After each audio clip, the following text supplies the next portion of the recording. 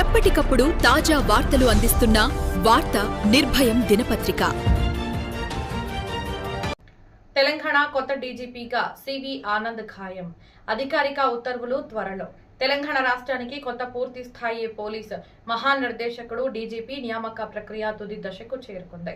ప్రస్తుతం ఇన్ఛార్జ్ డీజీపీగా బాధ్యతలు నిర్వహిస్తున్న బి శివధర్ రెడ్డి ఈ నెల 30వ తేదీన పదవీ విరమణ చేయనున్న నేపథ్యంలో తదుపరి డీజీపీగా 1991 బ్యాచ్ భారత పోలీసు సేవ ఐపీఎస్ అధికారి సివి ఆనంద్ బాధ్యతలు చేపట్టే అవకాశాలు బలంగా కనిపిస్తున్నాయి.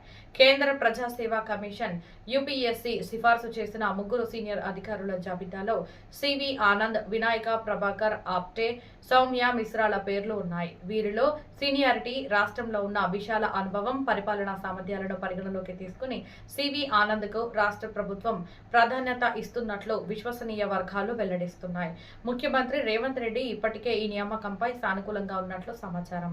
దీంతో ఈ నెల 14వ తేదీన తర్వాత అధికారిక ఉత్తర్వులు వెలువడే అవకాశాలు ఉన్నాయని అధికారిక వర్గాలు సూచిస్తున్నాయి. అధికారిక ప్రకటన వెలువడిన వెంటనే తెలంగాణ పోలీసు శాఖలో కీలక మార్పులు చోటు చేసుకునే అవకాశం ఉంది.